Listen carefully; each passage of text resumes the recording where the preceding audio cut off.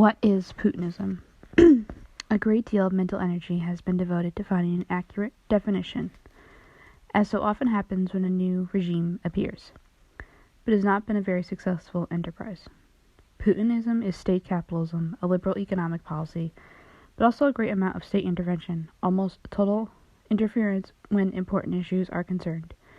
It is an autocracy, but this is nothing new in Russian history, and is almost mitigated by inefficiency and corruption.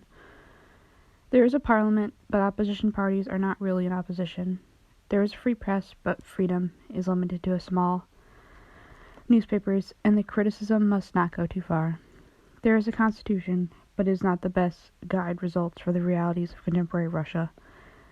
There was a Stalinist constitution in 1935, allegedly the most democratic in the world, but had nothing to do with the practice of Stalinism.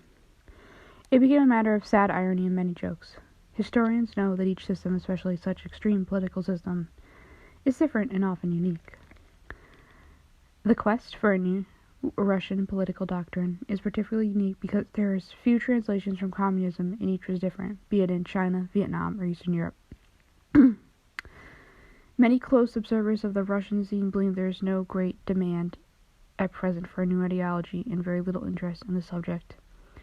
If people quarrel, it is about finances, about their income, their investments and profits, and how to improve their interests, not about ideological questions or dialectical materialism.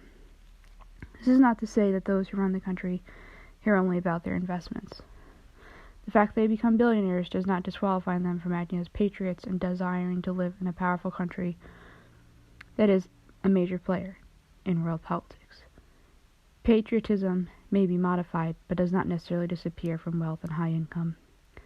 To paraphrase Karl Marx, the financial infrastructure may still have an impact on the ideological superstructure and the policy pursued.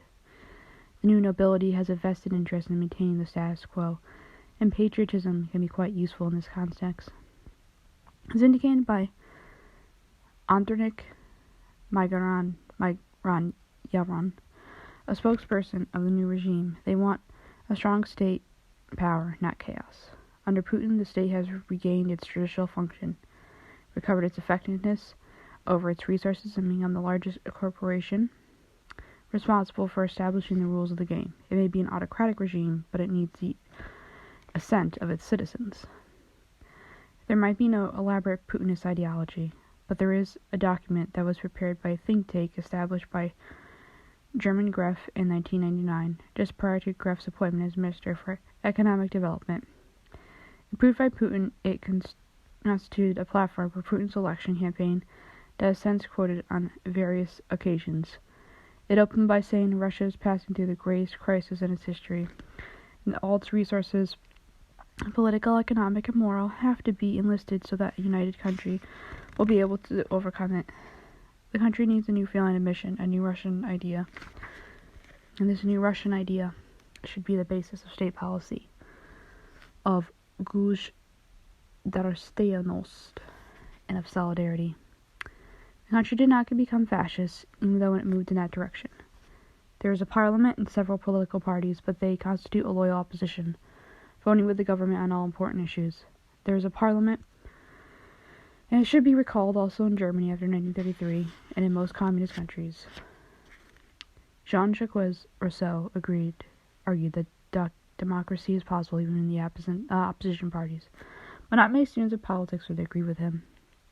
There is also a free press, as long as the writers do not go too far criticizing the authorities. The newspapers or television stations reach only a small audience. If opposition newspapers or radio or TV stations become too influential, they are closed down, and their ownership changes hands.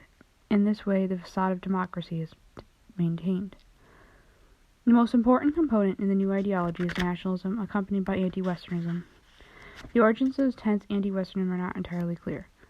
Anti-Americanism did not exist before the Cold War to any significant degree, but from an eminently practical perspective, it had to do with the necessity of the FSB, or the successor to the KGB, to justify its existence, budget, policy. For unless Russia is protected against this dangerous power of devious countries, the country will be destroyed again. Hence the need to maintain this enormous costly security apparatus headed by the new nobility of the country. These, in the briefest outline, are the basic tenets of belief and thinking in this new class. What of the Putin cult? It is not really a primitive feature in Russian history, after all. No Tsarist minister ever became the subject of such adulation. A vodka was named Putin, as were a milkshake, a lollipop, ice cream, brand of kebab, a frost-resistant tomato. Perhaps he had asked for it at his bare chest ventures in Siberia and Tuva. Perhaps it had because he was looking so much younger and moving faster than Brezhnev and his immediate successors. The country obviously needed such a person. In the city of Yaroslav, not far from Moscow, a group of women detained in a psychiatric clinic because their uncontrollable passion for the man in the white overalls flying in a hang glider with cranes in Siberia. It would have not happened to Stalin, Khrushchev, or Brezhnev. Who will succeed Putin one day? Half a dozen names have been mentioned. Obviously, the successor has to belong to the new nobility, and he will have to be capable not to do much in order to avoid outshining his predecessor. He will have to be considered loyal to the leader who appointed him, and trust to pursue his policy. Among those mentioned, Sergei Shoigu is most popular. He is not ethnic Russian, but neither was Stalin. His religious background is Buddhist, but he is believed to be a hawk in foreign politics. Dmitry Medvedev has been a stand-in for Putin in the past, and he is not believed to be a very forceful leader. But this circumstance could work in his favor, inasmuch that he would not be suspected or feared. Others mentioned in this include Sergei Sobyanin, the Moscow mayor. However, if Putin should postpone his retirement by years, the younger candidate may emerge with greater chances of any of those mentioned.